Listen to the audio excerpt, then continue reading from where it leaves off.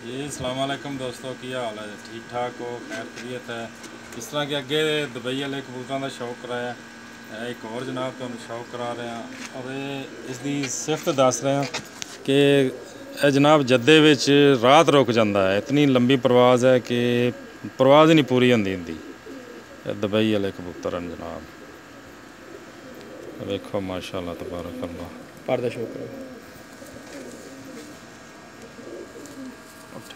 रोक ला, रोक ले ठहर चल। देखो जी माशाल्लाह शौक नहीं करन देंदे, अड्डे कोड़े और फर्तीले ने। देखो कोड़े बबल कबूतर देखो, जनाब बड़ी मुश्किल वाले शौक करा रहे हैं। पल्ला देखो किड्डा लेंथी ए दुम भी है दी जनाब। है, दुम दा माशाल्लाह दुम देखो ना, पंजा दा हवा दा इन्हां दे पंजे देखो।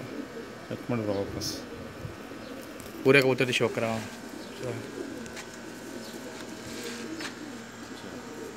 है पूरा कलर जे कबूतर दा पूरा माशाअल्लाह।